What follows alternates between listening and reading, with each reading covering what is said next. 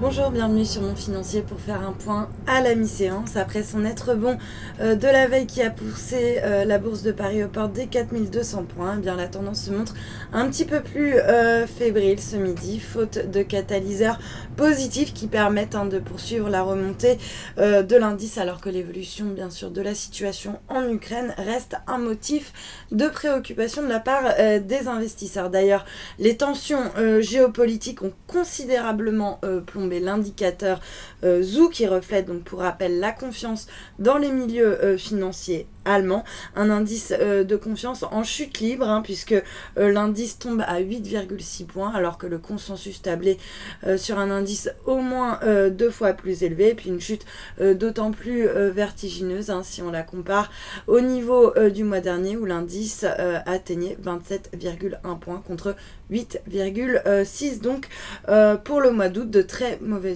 augure pour la croissance européenne qui devrait être dévoilée jeudi prochain. Le marché parisien, lui, donc parvient quand même à remonter un petit peu la pente avec un repli de 0,3% à 4183 points. Ailleurs, même tendance, Francfort qui cède également 0,36% à 9148 points. Du côté des valeurs, le secteur bancaire a complètement inversé la tendance puisqu'il se distingue désormais dans le peloton de tête. On a par exemple Crédit Agricole ou encore Soggen qui grimpent de respectivement 1,4 et 0,9%, ou encore BNP qui s'adjuge 0,8%. Le Grand signe également l'une des meilleures performances, soutenues par Barclays qui passe de pondération en ligne à surpondéré sur le dossier. Le secteur parapétrolier en revanche lui fait figure de lanterne rouge, avec Total plombé par le recul du prix du baril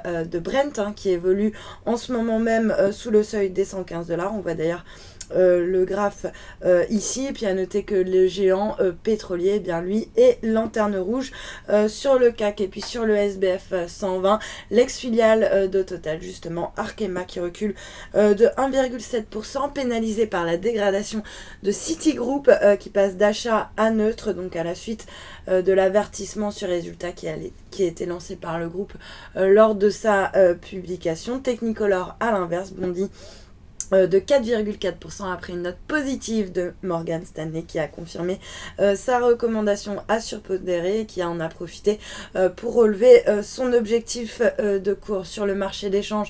L'euro lui redonne du terrain, plombé donc par la chute de l'indice de confiance allemand, un euro qui s'échange à 1,3343 $ et qui perd également 0,18% face au yen à 136,6, et puis le billet vert qui lui en revanche profite un petit peu du regain d'aversion au risque, puisqu'il grimpe désormais par rapport au yen autour des 102,36 yens.